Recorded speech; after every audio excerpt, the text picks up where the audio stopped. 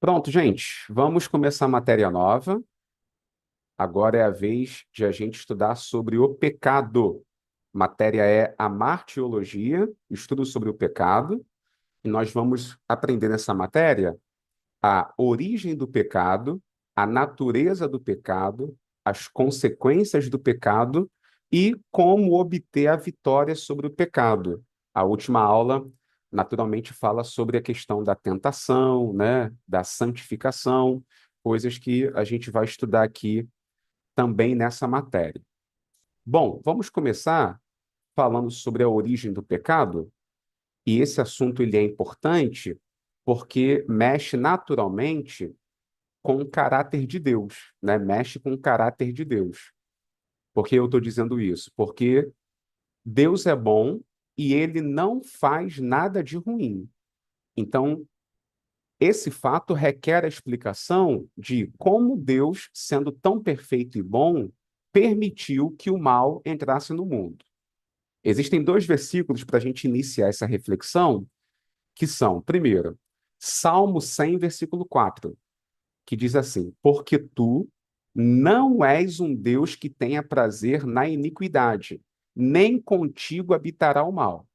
Então, se Deus não tem prazer na iniquidade e com ele não habita o mal, logo, o mal não é eterno. Na época que só havia Deus, não tinha como o mal coexistir, porque Deus é perfeito e bom, com ele não habita a maldade. Outro texto para a gente considerar é Tiago 1,13. Diz aí, ó, ninguém sendo tentado diga de Deus sou tentado, porque Deus não pode ser tentado pelo mal e a ninguém tenta. Então, se Deus não é tentado e a ninguém tenta, logo, Deus não é o autor do pecado. Isso tem que ficar bastante claro para a gente. Deus não é o autor do pecado. O pecado precisa ser explicado com alguma outra origem que não seja Deus, já que ele não pode pecar, não pode tentar, não pode provocar o mal, não tem prazer na iniquidade e o mal não habita com ele. Apesar de Deus não ser o autor do pecado, Deus já sabia que o pecado se manifestaria.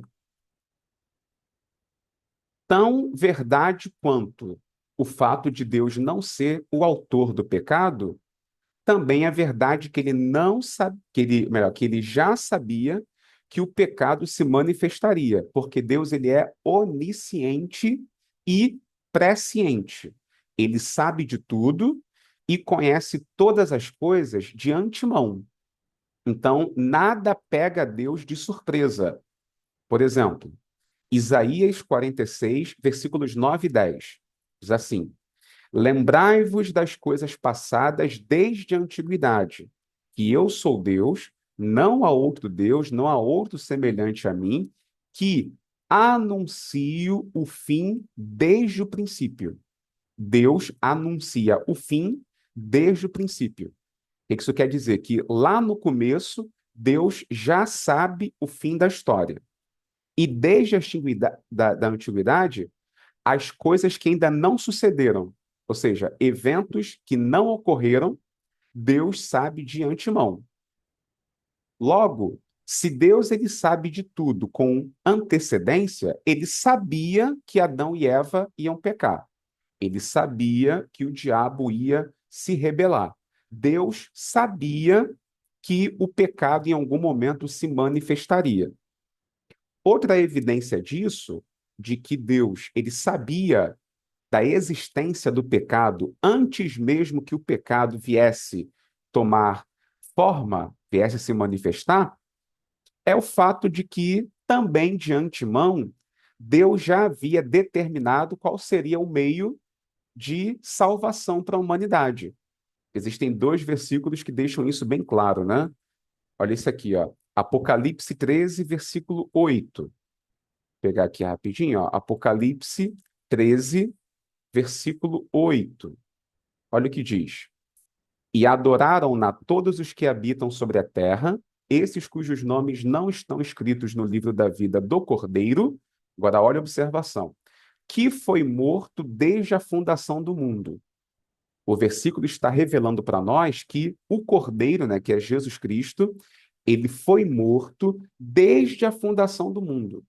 Ou seja, antes mesmo que Adão fosse criado, a morte de Jesus já estava decretada, já estava definida. Por que razão Deus já havia determinado que seu filho morreria antes mesmo de criar o homem? É porque ele já sabia o que o homem ia fazer. O pecado não o pegou de surpresa. Então, Deus já sabia que o homem ia pecar, e antes mesmo que pecasse, Deus já havia determinado de que maneira ele conseguiria resgatar o ser humano.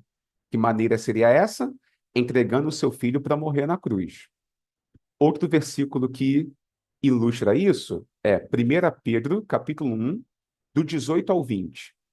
Sabendo que não foi com coisas corruptíveis, como prata ou ouro, que fostes resgatados da vossa vã maneira de viver, que por tradição recebeste dos vossos pais, mas com o precioso sangue de Cristo, como de um cordeiro imaculado e incontaminado, o qual, agora prestem atenção no versículo 20, o qual, na verdade, em outro tempo foi conhecido, ainda antes da fundação do mundo, mas manifestado nestes últimos tempos por amor de vós.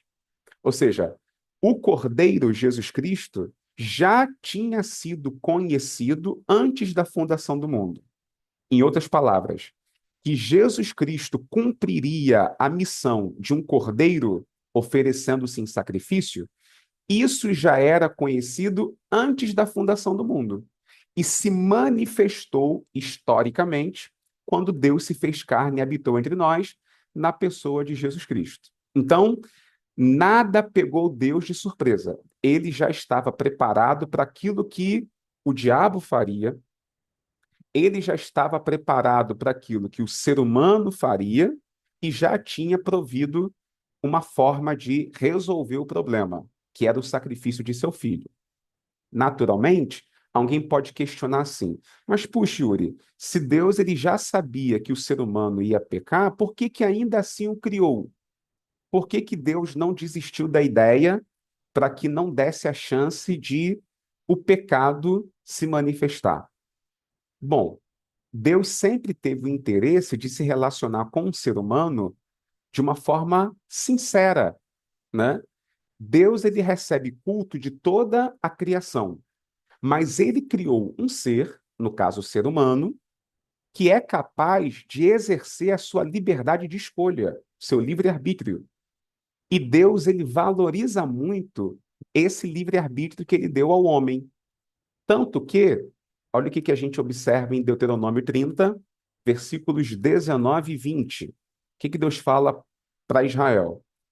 Os céus e a terra tomo hoje por testemunhas contra ti, que te tenho proposto a vida e a morte, a bênção e a maldição.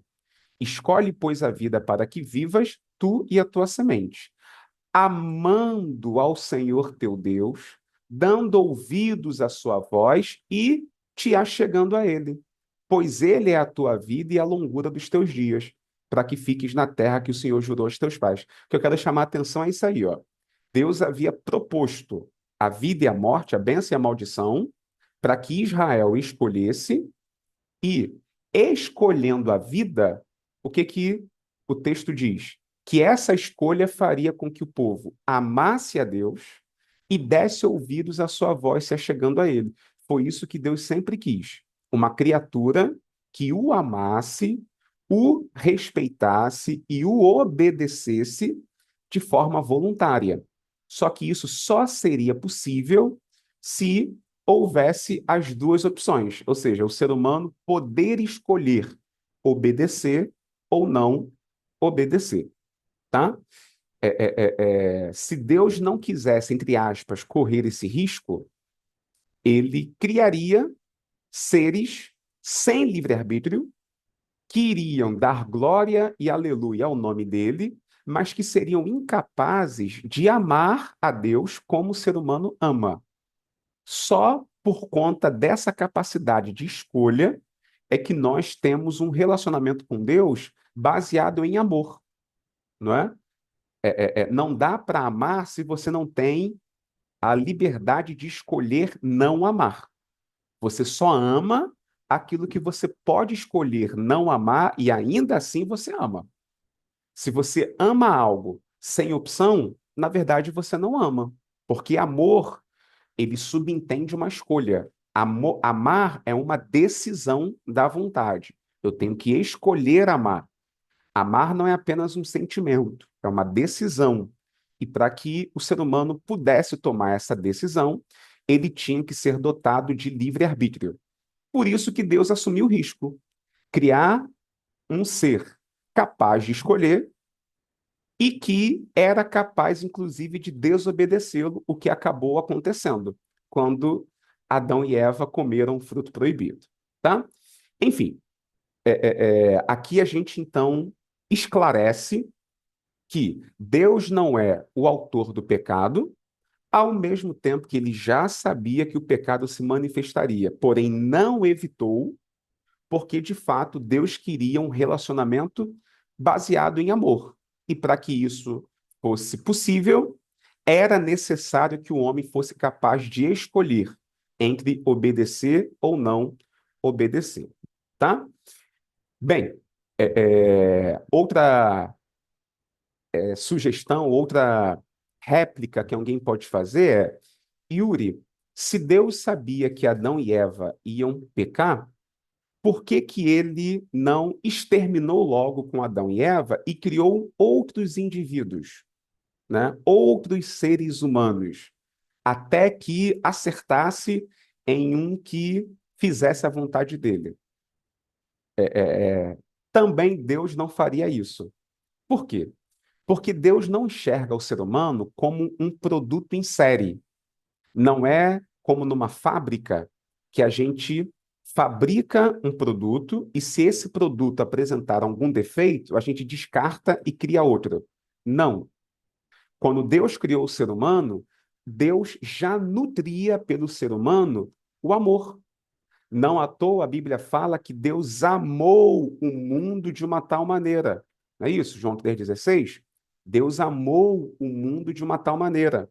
Lá em Romanos 5, versículo 8, também diz, ó, Deus prova o seu amor para conosco em que Cristo morreu por nós, sendo nós ainda pecadores. Vamos supor, você tem um filho. Se esse filho apresenta alguma deficiência, você teria coragem de simplesmente jogar esse filho fora, descartar esse filho e ter outro para substituí-lo? Existem alguns seres humanos que até fazem isso, mas movido pela crueldade e pela maldade. Agora, nenhum pai, nenhuma mãe que ama seus filhos seria capaz de uma coisa dessa. Descartar um filho deficiente e tentar gerar outro filho para substituí-lo. Uma pessoa que ama de verdade não seria capaz disso. Assim é Deus. Deus nos ama com intensidade. Deus amou o mundo. Deus amou o ser humano. Deus amou Adão. Então, Deus não poderia simplesmente jogar Adão no lixo e criar um outro indivíduo, porque Deus ama cada um de nós, inclusive o primeiro casal, Adão e Eva, tá? Bem, dito isso, a gente precisa agora voltar um pouquinho no tempo e lembrar que o pecado ele não surgiu com o ser humano.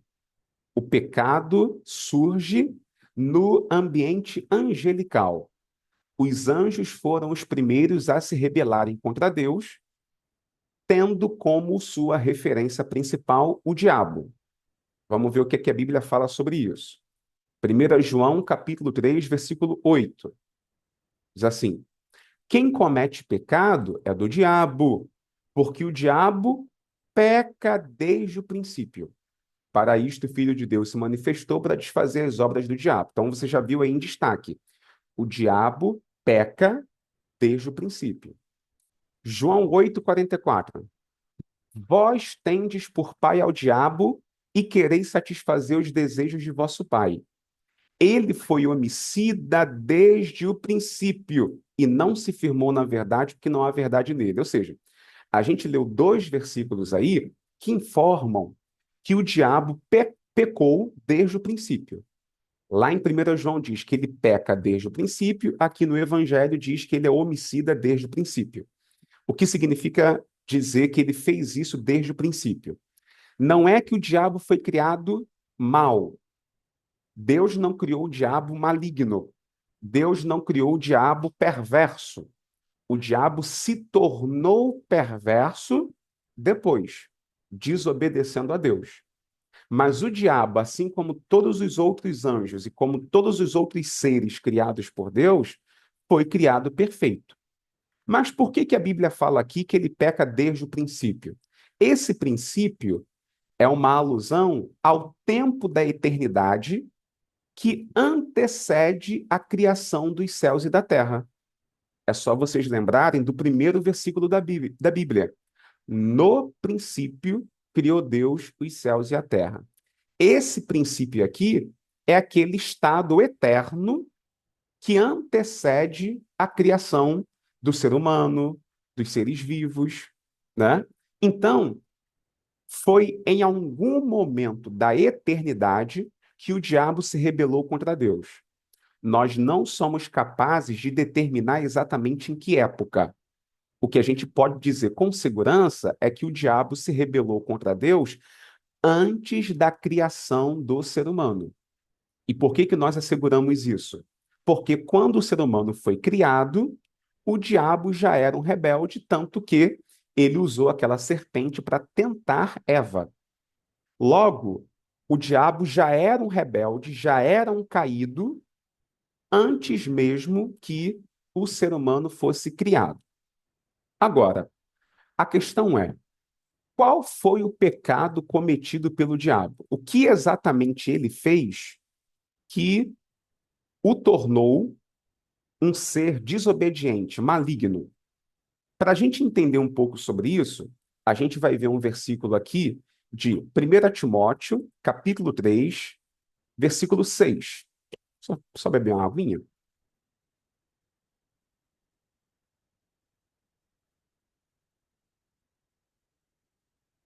Observem. 1 Timóteo, capítulo 3, versículo 6. Diz assim: não neófito, para que, ensoberbecendo-se, não caia na condenação do diabo.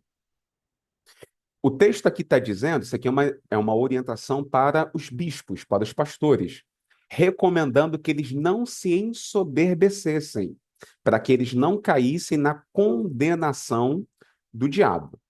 O que que isso quer dizer? Parece que o diabo foi condenado justamente por causa da sua soberba. Ou seja, o pecado que o diabo cometeu contra Deus, de alguma maneira tem a ver com o orgulho, com a soberba. Em algum momento, ele se deixou dominar pelo orgulho e com esse orgulho ele se voltou contra Deus. A gente não tem na Bíblia algum texto que descreva detalhadamente como foi que o diabo demonstrou esse orgulho. Porém, a gente tem duas passagens, uma em Isaías e outra em Ezequiel, que o profeta, apesar de estar se referindo a reis pagãos, Isaías falava do rei da Babilônia e Ezequiel falava do rei de Tiro. Apesar de eles estarem falando de reis pagãos, parece que eles estavam fazendo uma alusão ao diabo. Quais são esses textos? Vamos recordar. Primeiro, Isaías 14, versículos 13 e 14. Vamos começar no 12, que a gente já vê a possível alusão ao diabo. Como caíste do céu, ó estrela da manhã, filha da alva, como foste lançado por terra, tu que debilitavas as nações. E tu dizias no teu coração: eu subirei ao céu e acima das estrelas de Deus exaltarei o meu trono. E no monte da congregação me assentarei da banda dos lados do norte. Subirei acima das mais altas nuvens e serei semelhante ao Altíssimo. Como eu disse, esse texto de Isaías, ele se refere inicialmente ao rei da Babilônia, né? É o rei da Babilônia que está sendo denunciado nesse texto. Essa passagem começa lá no capítulo 13, ó. Peso da Babilônia que viu Isaías. E aí, mais abaixo, o texto continua falando da Babilônia. Isso vale para o capítulo 13 e também para o capítulo 14. Olha aqui o versículo 4, ó. Proferirás este dito contra o rei da Babilônia. Entretanto, é possível que, além de o profeta estar se dirigindo ao rei da Babilônia, ele pudesse também estar fazendo uma alusão à queda do diabo, quando se rebelou contra Deus. E se isso for verdade, realmente isso combina com aquilo que estamos explicando, que o pecado do diabo tem a ver com o orgulho. E de que maneira aqui o orgulho é denunciado? Ele pretendia colocar o seu trono acima das estrelas de Deus. Ele pretendia ser semelhante ao Altíssimo. Porém, esse plano não deu certo. Então, isso é o que a gente vê em Isaías. Outro profeta que também fala de um rei pagão, mas que também pode conter uma alusão ao diabo, é Ezequiel. Esse texto aí, ó, Ezequiel, capítulo 28, a partir do versículo 15. Perfeito eras nos teus caminhos, desde o dia em que foste criado até que se achou iniquidade em ti. Na multidão do teu comércio se encheu o teu interior de violência e pecaste. Pelo que te lançarei profanado fora do monte de Deus e te farei perecer, ó querubim protetor, entre pedras afogueadas. Olha o orgulho agora, ó, versículo 17. Elevou-se o teu coração por causa da tua formosura, corrompeste a tua sabedoria por causa do teu resplendor. Por terra te lancei, diante dos reis te pus, para que olhem para ti. Ou seja, o texto aqui está informando uma condenação para o rei de Tiro. Olha o versículo 12, ó. Lamentação sobre o rei de Tiro. É bem claro. Tiro era uma cidade lá na Fenícia. Porém, dado as expressões que o profeta usa, por exemplo, estavas no Éden, jardim de Deus, e coisas do tipo, ó, tu eras querubim ungido para proteger. Muitos entendem que aqui existe uma alusão ao diabo. E se isso for verdade, nós temos aqui a descrição do pecado dele. Perfeito era nos seus caminhos até que se achou iniquidade em ti. De que maneira essa iniquidade se manifestou? Elevou-se o teu coração por causa da tua formosura. Então, observem que, ao que parece, o pecado do diabo está de fato relacionado ao orgulho.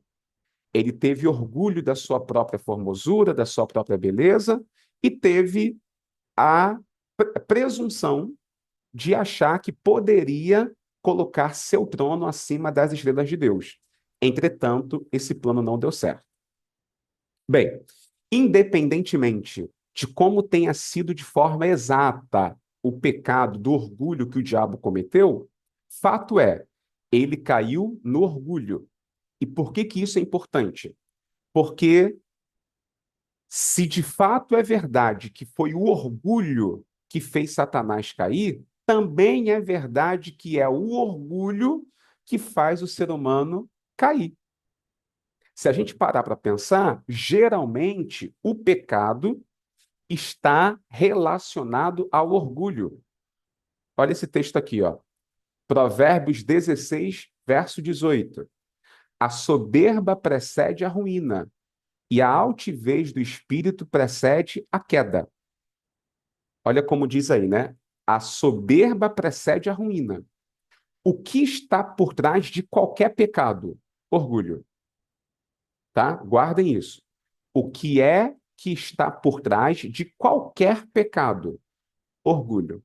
A pessoa pode pecar com adultério, com mentira, com roubo, pode pecar com é, é, é, assassinato, pode pecar com cobiça. O ser humano pode pecar de diferentes maneiras, mas se você parar para avaliar o que levou a pessoa a cometer qualquer tipo de pecado, você vai encontrar lá na raiz do problema o orgulho. Vamos ver como é que isso é verdade. Ó. Por exemplo, 1 João capítulo 2, versículo 16. Olha o que João fala.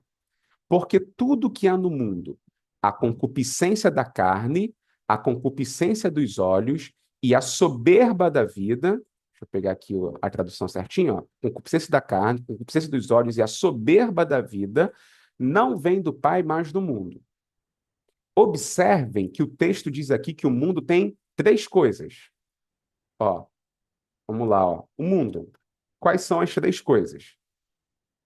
Concupiscência dos olhos, mais o quê? Desculpa, a primeira é a concupiscência da carne. Então, vamos colocar aqui, ó, da carne. Segunda, concupiscência dos olhos. E terceira, soberba da vida. O que que é concupiscência dos olhos? É a cobiça, é aquilo que atrai os meus olhos. Eu falei dos olhos e destaquei aqui a carne, né? Desculpa. Vamos repetir. O que que é concupiscência da carne? Da carne é o que a minha carne deseja, os meus desejos carnais, aquilo que a minha carne pede. O que que é concupiscência dos olhos? É aquilo que me atrai os olhos, aquilo que eu cobiço ao olhar. E o que que é a soberba da vida? Qualquer coisa que envaidece o meu coração. Vocês vão perceber que quando o diabo tenta alguém, ele sempre vai por uma dessas três vias aqui. Quando não tenta pelas três, concupiscência da carne, dos olhos e soberba da vida. Vamos observar isso, por exemplo, em Gênesis.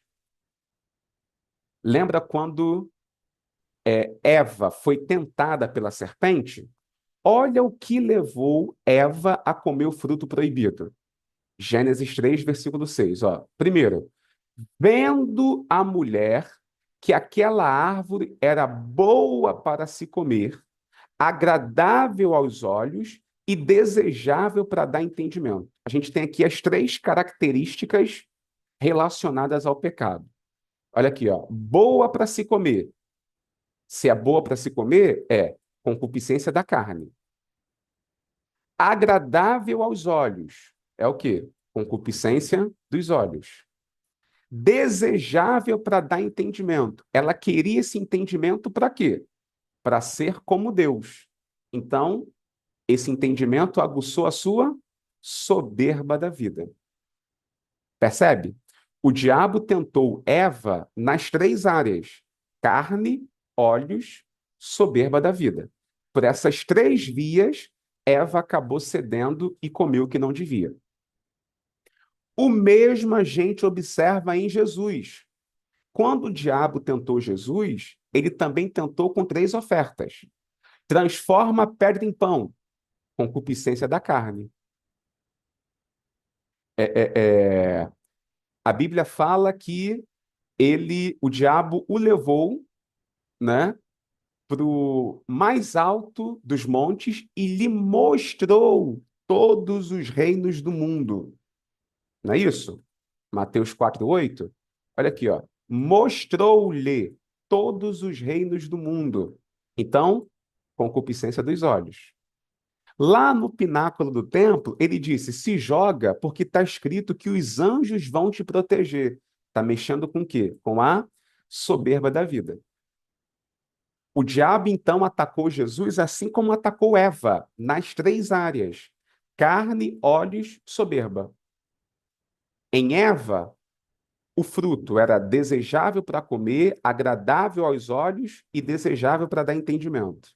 Em Jesus, as ofertas foram pão, pedra transformar-se em pão, mostrar todos os reinos do mundo e fazer com que ele se envaidecesse com a segurança que os anjos lhe ofereciam.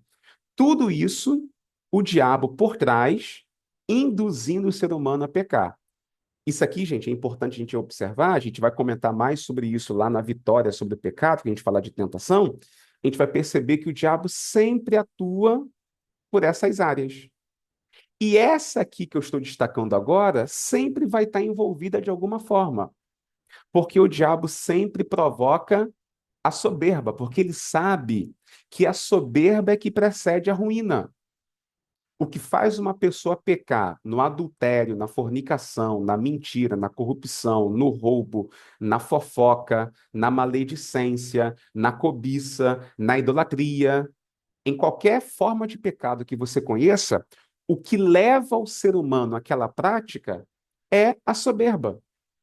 Por isso, inclusive, que se vocês observarem a própria tentação de Jesus, e a gente já falou sobre isso em outra área, em outra aula, a tentação de Jesus consistiu em o diabo levar Jesus para lugares cada vez mais altos. O que que o diabo queria com isso? Aguçar a soberba. Observem, Mateus 4, versículo 1, que é o versículo que está aparecendo na tela de vocês aí agora. Olha o que diz o texto. Estou lendo aqui na revista e atualizada. A seguir, foi Jesus levado pelo Espírito ao deserto para ser tentado pelo diabo. O que significa esse verbo levado? Vamos olhar o dicionário, né? Deixa eu pegar aqui o dicionário grego. Olha aí, ó. O que significa ser levado? Conduzir, guiar ou trazer para um lugar mais alto. Para um lugar mais alto. Ou seja, o primeiro passo da tentação foi: Jesus estava no Rio Jordão, lembra que é lá que termina o capítulo 3, onde Jesus se batizou, né? Jesus estava no batismo, estava no Rio Jordão. A palavra Jordão significa aquele que desce. Por quê? Porque o Rio Jordão, ele nasce lá no Monte Hermon, desemboca no Mar Morto e ele vem sempre em descida. O Rio Jordão, então, ele corre abaixo do nível da superfície terrestre. Quando Jesus sai do Rio Jordão e vai para o deserto, ele sobe. Ele é guiado para um lugar mais alto. Por isso que o texto usa esse verbo, porque ele estava num lugar mais baixo e foi para um lugar mais alto, que é o deserto. Ali, depois de alguns dias, ocorre a primeira tentação, transformar a pedra em pão. Aí Jesus diz que não é só de pão que vive o homem. O que o diabo faz após isso? Leva Jesus para um lugar ainda mais alto. Olha o versículo 5. Então o diabo levou a cidade santa, colocou sobre o pináculo do templo. Ou seja, o diabo colocou Jesus na ponta mais alta do templo de Jerusalém e sugeriu que ele se atirasse de lá. Não deu certo, porque novamente Jesus disse que não era para tentar a Deus. O que o diabo fez não satisfeito? Versículo 8. Ele o levou a um monte muito alto, ou seja, agora vai para um nível mais alto ainda, uma montanha. E ali ele mostra todos os reinos. Ou seja, o que o diabo mexeu nessas três tentações? Jesus foi sempre colocado em lugar mais alto para que de alguma forma ele fosse dominado pelo orgulho, pela soberba, né? Isso é, evidentemente é uma figura de linguagem. Onde eu quero chegar? Apesar de o diabo ter explorado essas três áreas, carne, olhos e soberba, a soberba esteve presente em todo o processo. Por quê? Porque é o orgulho que precede a queda. É a soberba que precede a ruína. Como que Jesus venceu o diabo? Reconhecendo a sua dependência de Deus. Não é só de pão que vive o homem, mas da palavra de Deus. Não tentarás o Senhor teu Deus, somente adorarás o Senhor teu Deus. Ou seja, Jesus reconhece que ele depende do Pai. E é isso que o faz vencer a soberba. Então, uma das coisas que nos ajuda a vencer o pecado é justamente a gente ter o nosso coração dominado por humildade e sentimento de dependência, reconhecendo que nós somos integralmente dependentes de Deus. Bom, dito isso, vamos agora lá para aquele episódio de Gênesis, porque ali, em Gênesis capítulos 2 e 3, nós temos a origem do pecado. E ali o texto tem alguns detalhes que devem chamar a nossa atenção. Bom, primeiro, Deus cria uma árvore indesejável. Gênesis 2, versículo 9, né? Do solo fez o Senhor Deus brotar toda sorte de árvores agradáveis à vista e boas para alimento. E também a árvore da vida no meio do jardim e a árvore do conhecimento do bem e do mal. Bom, por que que Deus criou essa árvore se não era para comer dela? Como eu já disse, Deus não queria uma criatura que fosse robótica. Deus queria uma criatura que o obedecesse de forma voluntária. Só que essa voluntariedade só existiria, só seria real, se o ser humano tivesse duas opções, a de obedecer e a de não obedecer. Por isso, sim, Deus criou uma árvore que era proibida. Era proibida, mas porque Deus é justo, Deus queria dar ao homem a prerrogativa de poder fazer a sua escolha.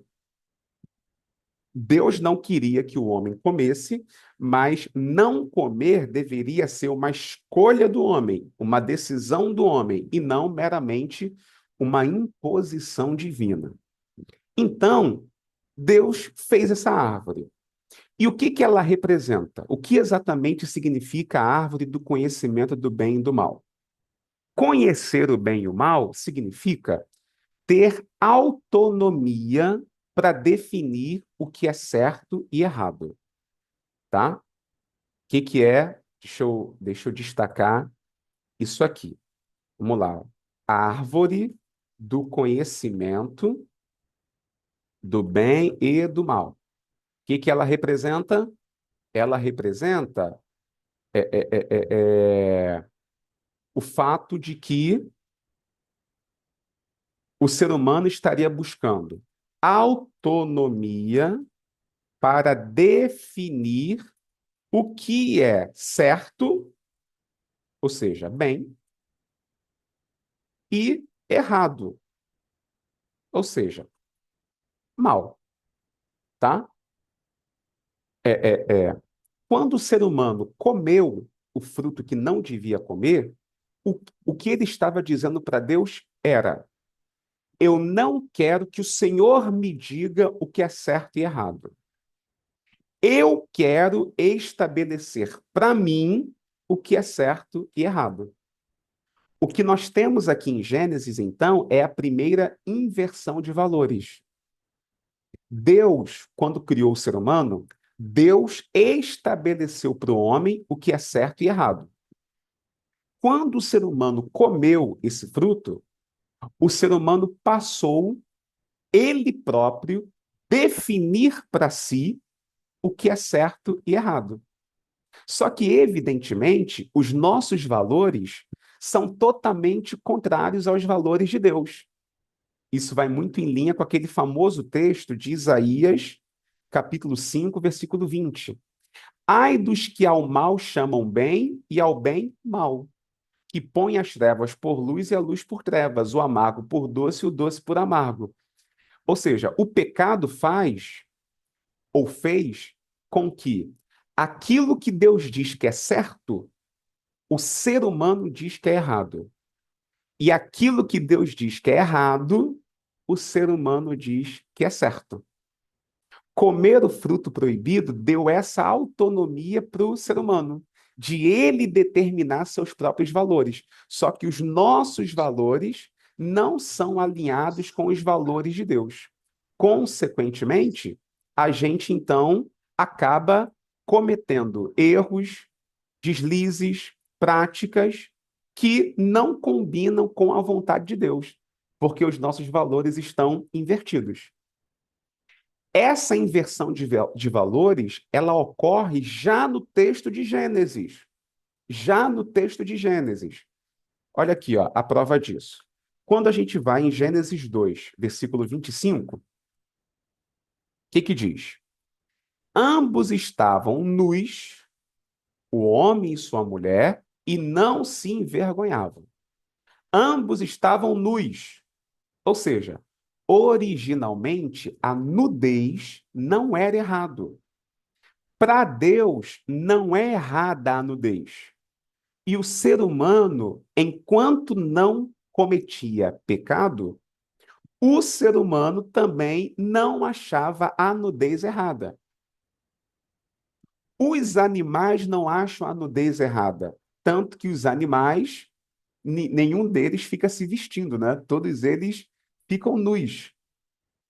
Por quê? Porque a nudez, aos olhos de Deus, é algo puro, não tem nada demais.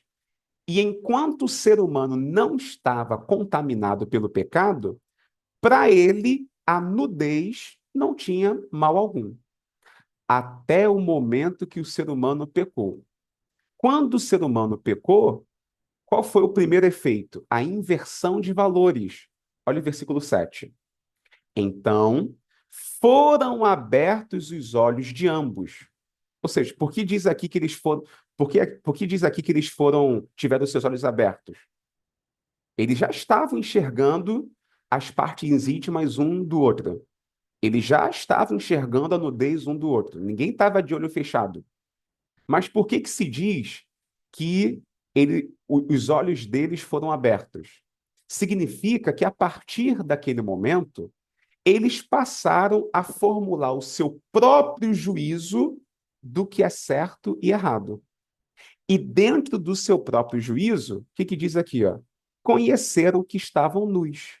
Eles enxergaram a nudez de uma maneira diferente da forma como Deus enxergava. E o que que fizeram? Cozeram folhas de figueira e fizeram para si aventais. Olhem como, desde o princípio, o pecado já tinha feito a inversão de valores. O que era certo para Deus passa a ser errado para o homem, e o que é errado para Deus passa a ser certo para o homem. E isso, vocês sabem muito bem, continua, né? Perdura até hoje na mente das pessoas que não foram redimidas. O ser humano continua sendo levado por valores invertidos. O que Deus estabelece como certo, a sociedade prega como mal, e o que Deus prega como mal, como errado, a sociedade diz que não tem nada a ver. É por isso que Romanos, capítulo 12, versículo 2, propõe uma ruptura de valores. Olha o que diz: não vos conformeis com este mundo. Ou seja, eu não devo mais adotar para mim os valores desse mundo, porque esses valores estão invertidos. Eles não entendem mais o que é certo ou errado, porque o pecado cobriu a mente deles. Então eu não devo mais me conformar com este mundo e devo ser transformado pela renovação de mente, ou seja, a minha mente, o meu juízo de valor deve voltar à programação original, às configurações de fábrica. É mais ou menos essa a ideia. A mente de uma pessoa que se converte a Cristo, ela deve voltar a alinhar seus valores de certo ou errado com a vontade de Deus. Por isso que o texto diz: para que experimenteis qual seja a boa, agradável e perfeita vontade de Deus. Quando a gente se converte e o Espírito Santo muda a nossa forma de pensar, esse nosso juízo de valor volta a se alinhar com os valores de Deus. Consequentemente, a gente passa a ser capaz de experimentar, testar, avaliar o que está de acordo com a boa, agradável e perfeita vontade de Deus. Tá? Então, é, é, é, é isso que o pecado causou, essa inversão de valores. Curiosamente também, existe um trocadilho interessante que não dá para perceber na tradução para a língua portuguesa, mas que eu vou mostrar para vocês agora. O que acontece? Está vendo aqui a palavra nu, ou nus, né? De Gênesis 2:25? Qual é a palavra hebraica para nu em Gênesis 2:25? É essa palavrinha aqui, ó. Aron, tá? Aron. Vou colocá-la aqui num bloquinho de notas, que é essa aí, ó. Aron. Aron significa nu. Beleza. Vou pegar outra palavra agora. Agora o nu do capítulo 3. Vocês vão perceber uma pequena diferença. Gênesis 3, versículo 10. Ouvi a tua voz no jardim e, porque estava nu, tive medo. Observem que aqui a palavra é parecida, mas é um pouquinho diferente. A palavra hebraica que é usada aqui é Heron. Heron. Heron também significa nu, despido, pelado. Observe que as palavras são parecidas, mas não é a mesma palavra, né? Tem ali uma grafia diferente. Aron e Heron. Agora, outra coisa curiosa sobre isso é a maneira como a Bíblia descreve a serpente. Aí vocês vão observar onde a gente quer chegar. Olha aqui o versículo de número 1. Diz assim, ó. Mas a serpente, mais sagaz, ou, como diz outras traduções, a mais astuta. Como é a palavra astuta ou sagaz em hebraico? É a palavra arum. Arum. Olha aqui, ó. Arum. Arum significa sagaz, astuta. Olha que coisa curiosa. Eu tenho três palavras que são muito parecidas, mas que têm diferença na grafia. Aron, Arum e Heron. Aron era como Adão estava antes do pecado. Arum é a serpente que foi tentar Adão e Eva. Heron é como Adão e Eva ficaram depois. Ou seja, onde eu quero chegar? A nudez do capítulo 1 já não é a mesma do. Desculpa, a nudez do capítulo 2 já não é a mesma do capítulo 3. No capítulo 2, Adão está nu, Aron, mas é uma nudez pura, pura, sem maldade, sem malícia. No capítulo 3, Adão e Eva estão vestidos com uma folha de figueira. Eles não tinham colocado uma folha de figueira e se escondido atrás da árvore? Porém, mesmo assim, isso não impediu que Adão se considerasse nu. Olha aqui, ó. Vamos ler com calma. Versículo 7 diz: Abriram-se então os olhos de ambos e, percebendo que estavam nus, coseram folhas de figueira e fizeram cintas para si. Ou seja, eles colocaram uma roupa, eles colocaram uma cinta de figueira. Beleza. Aí Deus veio falar com eles e eles se esconderam. O que que Adão respondeu para Deus? Ouvi a tua voz no jardim e, porque estava nu, tive medo e me escondi. Ora, Adão não estava nu. Ele não estava vestido, gente. Ele não estava com uma folha de figueira. Pois é. Ainda que ele estivesse com uma folha de figueira, isso não impediu que ele se sentisse nu. Só que a nudez agora é uma nudez diferente. Ele está despido, ele está pelado, ele está envergonhado. Não é a mesma coisa da nudez antes do pecado. E o que causou essa mudança? O que que fez Adão sair de uma nudez pura para uma nudez maliciosa? Foi a astúcia da serpente. Não é à toa, gente, que o escritor colocou uma palavra parecida para descrever a serpente. né? A moral da história aqui é a seguinte: Adão estava Arom e ficou Herom por causa de uma serpente Arum. O que eu quero dizer? Que o diabo, para enganar Adão e Eva e induzi-los ao pecado, a serpente se manifestou para eles de uma forma que era algo que não levantava suspeita. Porque, olha aqui, ó, Arom e Arum é bem parecido. Adão e Eva estavam Arom. Apareceu para eles uma serpente Arum. São adjetivos cuja grafia é parecida. O que eu quero dizer é que aqui tem uma lição espiritual por trás. O diabo, para manchar as vestes de Adão e Eva, ele se manifestou de uma forma que não levantava suspeita. Afinal, quem é Arom, ou quem está Arom, não vai desconfiar de uma serpente Arum. O adjetivo é parecido, a grafia é parecida, parece que não tem nada demais. Só que não é. Até que a serpente consegue induzi-los ao erro e eles agora ficam Heron. Eles estão agora em pecado.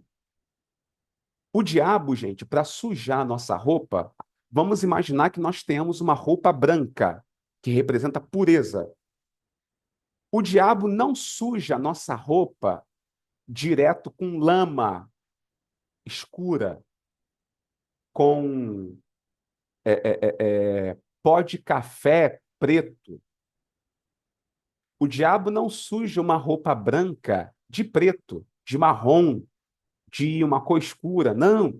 Sabe como que o diabo suja as roupas brancas de alguém? Ele suja de bege, né? O que é o bege? Bege é aquela cor que parece branco, é bem clarinho, mas não é branco, é outra cor.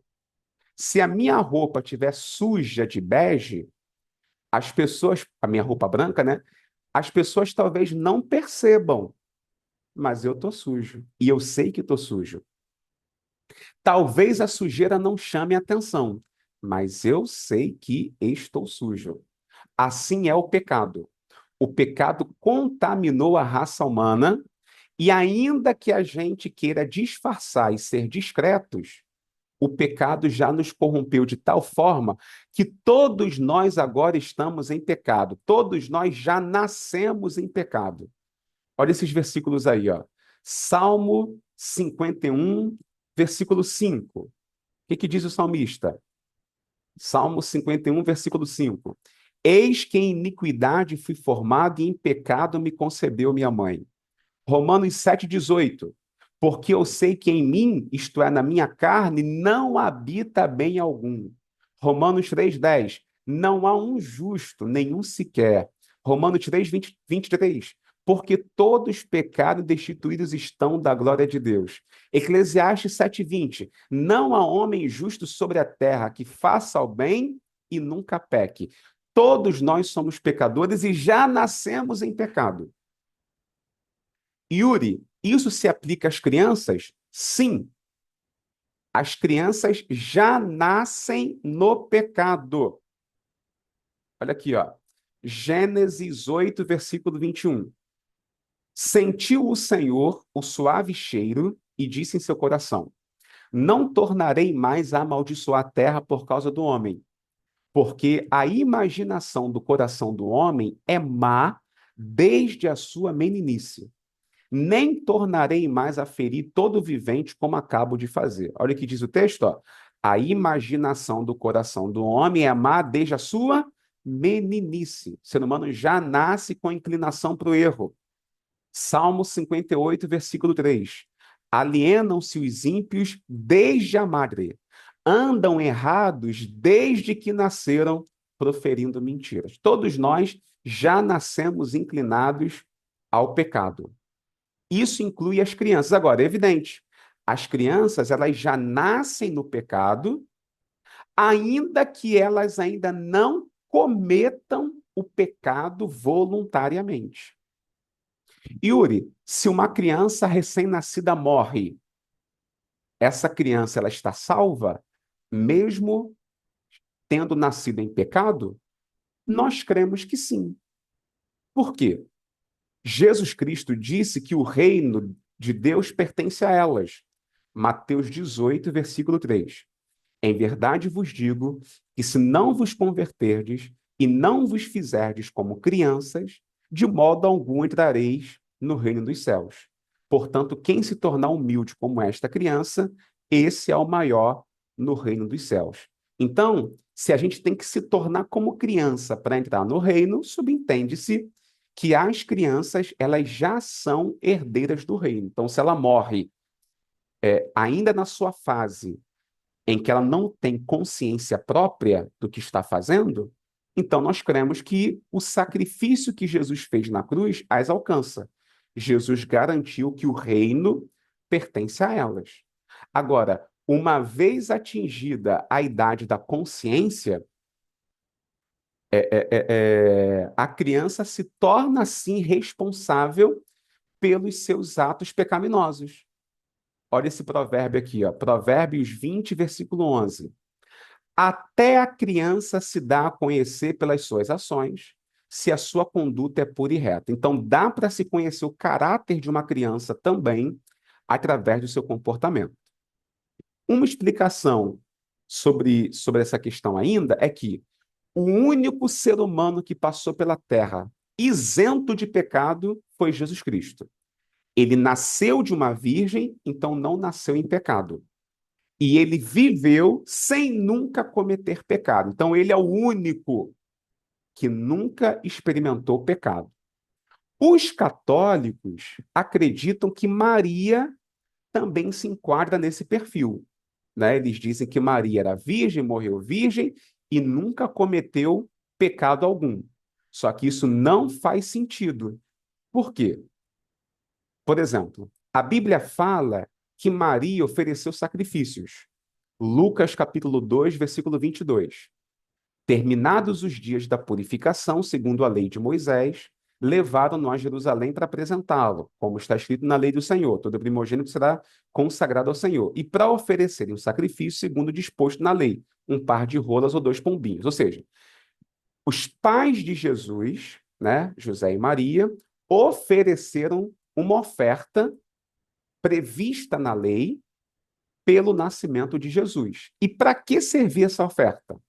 Olha aqui, ó, Levítico 12, versículo 8. Mas se as suas posses não bastarem para um cordeiro, então tomará duas rolas ou dois pombinhos, que foi o caso da oferta de Maria. Um para o holocausto e outro para a oferta pelo pecado. Se Maria ofereceu a oferta pelo pecado, é porque ela, como qualquer ser humano, tinha pecado, né? Outra evidência de que Maria era tão pecadora como qualquer um de nós é o que saiu da boca da própria Maria. Olha aqui, ó, Lucas 1, 46 e 47. Disse então Maria: A minha alma engrandece ao Senhor, e o meu espírito exulta em Deus, meu Salvador. Ou seja, Maria chama Deus de seu Salvador. E só precisa de salvação quem é pecador. 1 Timóteo 1,15. Fiel é esta palavra e digna de aceitação, que Jesus Cristo veio ao mundo para salvar os pecadores. Se Maria chama Deus de seu Salvador, é porque ela se reconhece como qualquer outra pessoa, uma pecadora. Então, todos nós já nascemos em pecado, todos somos pecadores.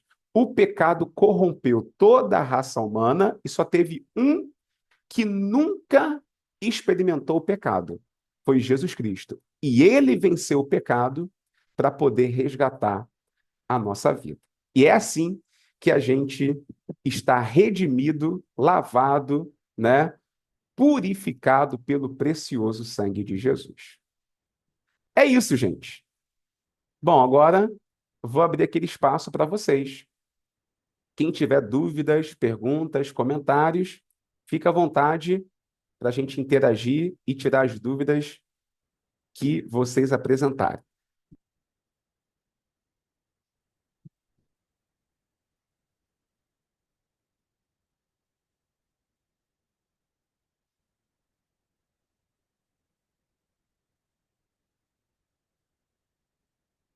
Pode falar, Tânia.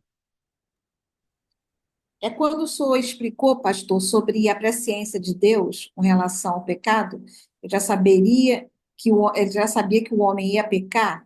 Não seria pelo fato de Satanás ter caído na terra? E ele já sabia que Satanás iria tentar destruir toda a criação de Deus, e por isso Deus, já da fundação do mundo, já teve o sacrifício, já sabia que o homem, ou um ou outro, iria para o caminho do pecado. Essa presciência não tem nada a ver com a estadia dentro de Satanás aqui na Terra. Não, o que acontece? A presciência divina, ela não é condicionada a um evento ou outro. Deus, ele é eterno. Ele é presciente, ponto. Ele sabe de tudo.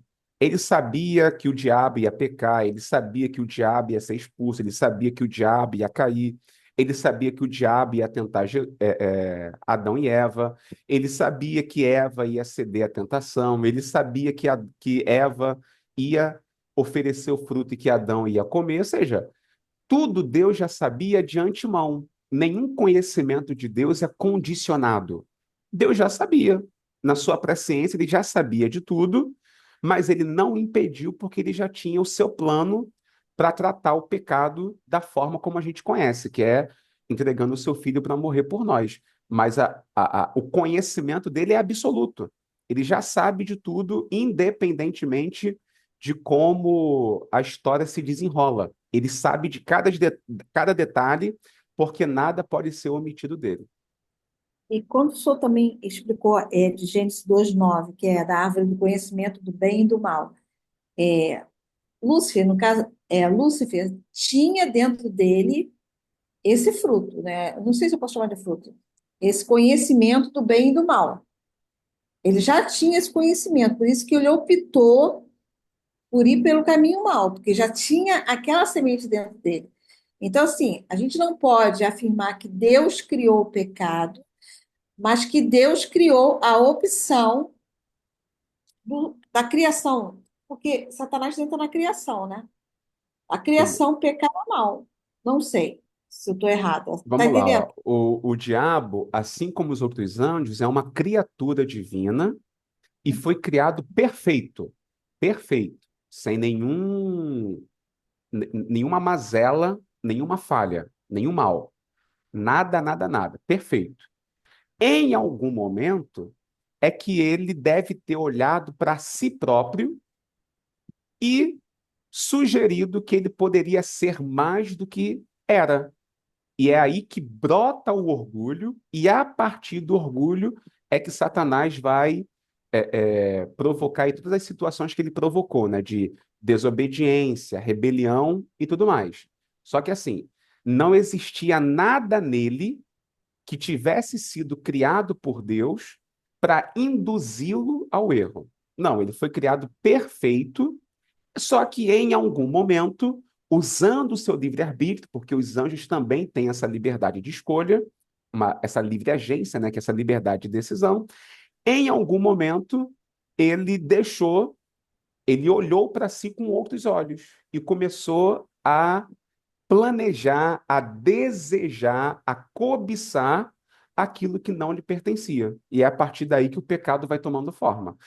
Isso combina com aquilo que a Bíblia fala em Tiago, capítulo 1. Olha aqui como é que é a origem do pecado. Ó. Tiago 1, versículo 13. Ninguém sendo tentado diga, sou tentado por Deus, porque Deus não pode ser tentado pelo mal e a ninguém tenta. Cada um, porém, é tentado quando atraído e engodado pela sua própria concupiscência. Então, a concupiscência, havendo concebido, dá à luz o pecado, e o pecado, sendo consumado, gera morte. Ou seja, o que antecede o pecado é a concupiscência, é o desejo. E o Uhum. desejo é natural a qualquer ser que tem livre-arbítrio, né? Que tem livre escolha. Como os anjos, eles tinham, assim como os seres humanos, a liberdade de escolher e fazer aquilo que desejassem, em algum momento esse desejo começou a se inclinar, a apontar para aquilo que desagradava a Deus.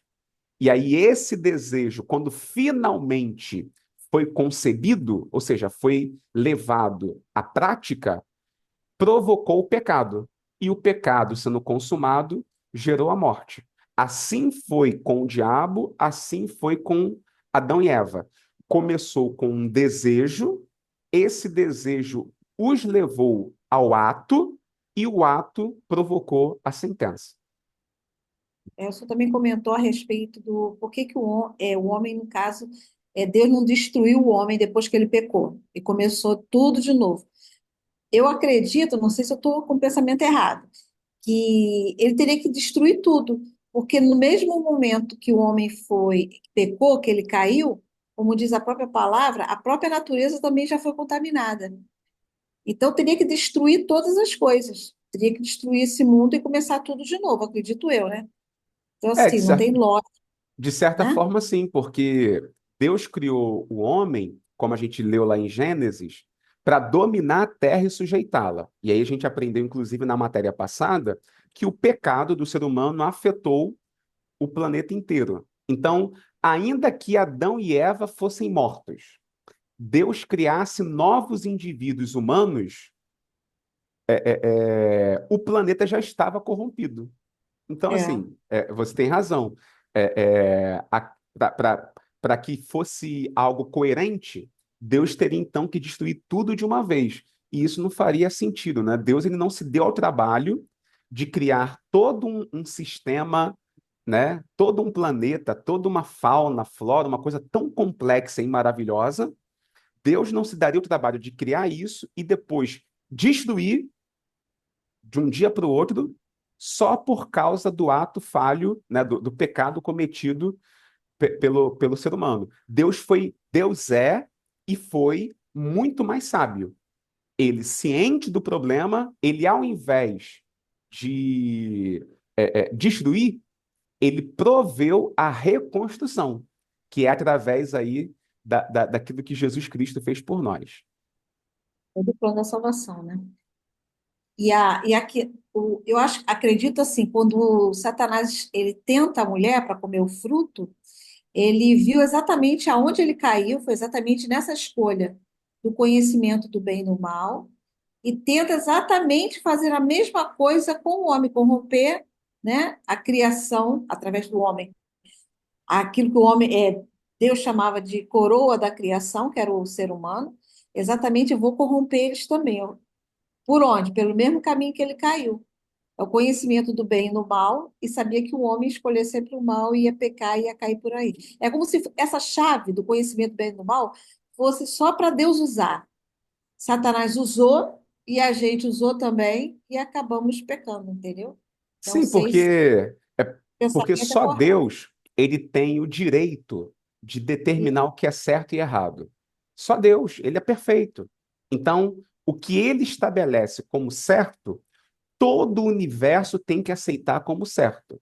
E aquilo que Deus estabelece como errado, todo o universo tem que aceitar como errado, porque Deus é que é o supremo juiz do universo. A partir do momento que uma criatura ousa desafiar esse padrão de moralidade e criar o seu próprio, fatalmente essa criatura vai inverter os valores. Vai chamar de certo aquilo que Deus chama de errado, ou vai chamar de errado aquilo que Deus chama de certo. Então, o padrão é o de Deus, porque ele é o legítimo legislador, como diz lá em Tiago, né?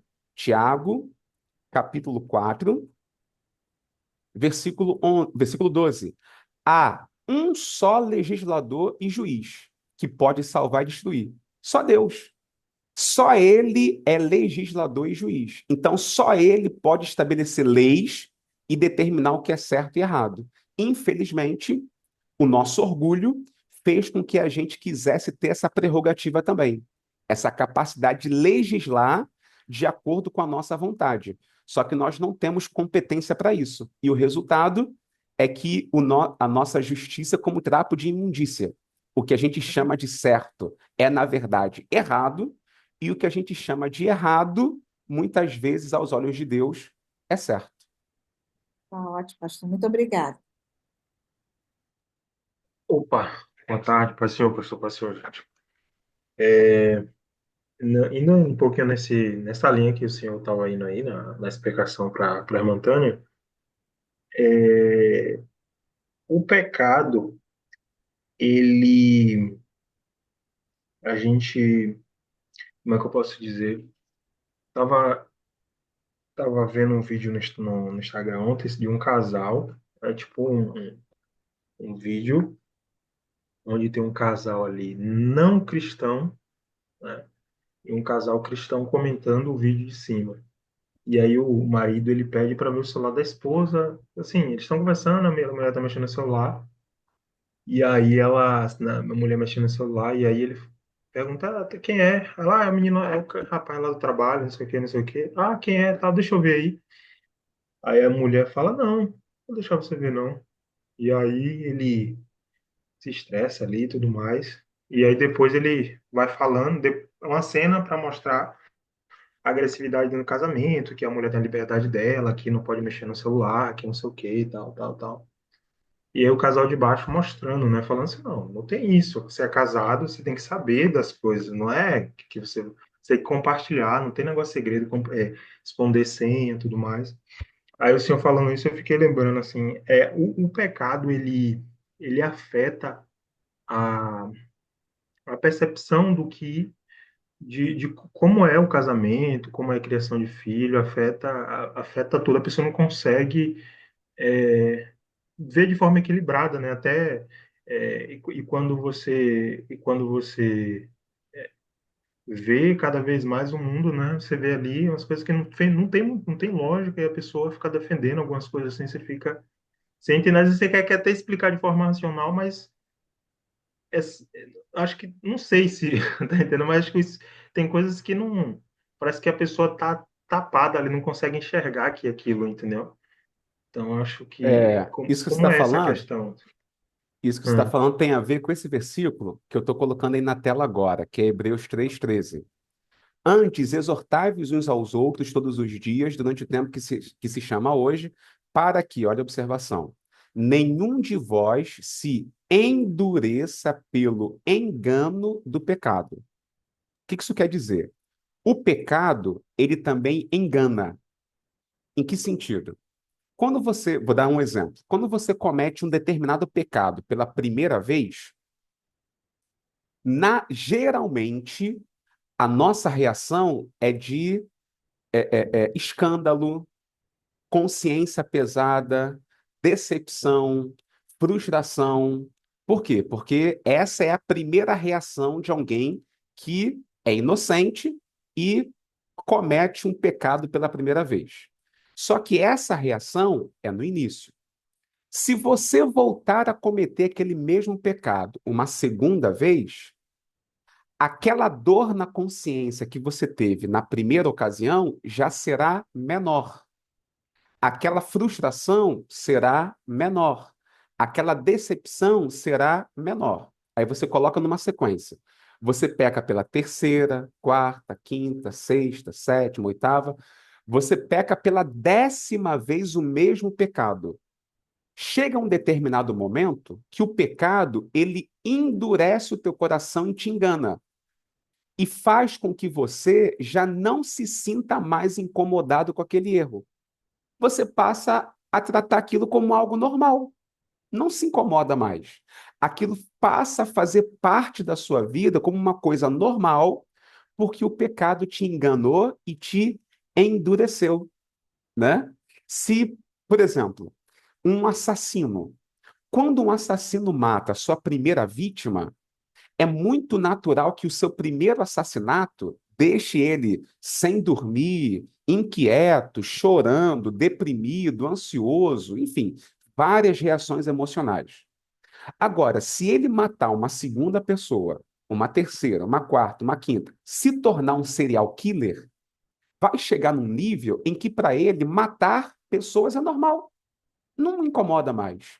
Não tem mais, não tem nenhuma frustração, nenhum incômodo. Ele se torna uma pessoa mesmo psicopata. Um camarada que, de fato, não se incomoda com a gravidade do que ele está fazendo. Isso é o efeito do pecado na raça humana. Por isso que, como a Bíblia fala, por aumentar a iniquidade, isso é Mateus 24, versículo 12. Por se multiplicar a iniquidade, o amor de muitos se esfriará, porque a tendência é essa.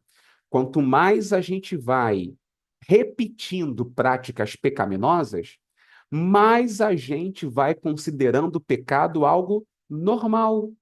E é isso que acontece com a sociedade. Houve uma época em que relacionamento homossexual, dá só um exemplo, relacionamento homossexual era uma coisa escandalosa. Quem se envolvia num tipo de relação dessa se escondia, era discreto, tinha medo, porque sentia vergonha do que estava fazendo. Só que a prática foi se tornando cada vez mais aceita e normal, e hoje as pessoas que vivem nessa prática se orgulham disso, como se não tivesse nada demais, e criam filosofias e ideias para justificar aquela prática. E assim a humanidade vai caminhando para normalizar o pecado. É assim que a sociedade normaliza aborto, uso de drogas, embriaguez, traição, né? Ou seja, todo tipo de mazela as pessoas elas vão considerando normal, porque o seu padrão de ética está totalmente deturpado, está totalmente pervertido. Eu gosto muito de uma série que tem na Netflix, que é uma série que o enredo é envolvendo advogados. E na trama, existem muitas ocasiões em que os advogados, eles sabem que estão defendendo um criminoso, um camarada que fez algo errado, né? E eles defendem com o objetivo de inocentar aquela pessoa, sabendo que aquela pessoa não é inocente. E eles não se incomodam com isso. Na cabeça deles, eles estão fazendo o que é certo, estão fazendo apenas o trabalho deles, porque a noção de ética da sociedade se corrompeu de tal maneira que a pessoa ela vai fazendo aquilo que é errado até que chega um momento que para ela o errado é normal, não incomoda mais. A única coisa que faz uma pessoa que chega nesse nível cair em si é o evangelho. Por isso que a mensagem mais poderosa do evangelho é: arrependei-vos, que é chegado o reino dos céus. Quando o evangelho é pregado na sua essência, o evangelho expõe a gravidade do pecado da pessoa. E aí a palavra é como um martelo que esmiuça a penha, penetra e desmonta a pessoa, faz com que ela reveja suas atitudes, seus sentimentos, seus comportamentos e mude de vida. Sem a palavra, a tendência é só a pessoa ficar cada vez mais se enganando pela dureza do pecado. Sim, sim, muito bom, cara. Mais alguma dúvida, gente?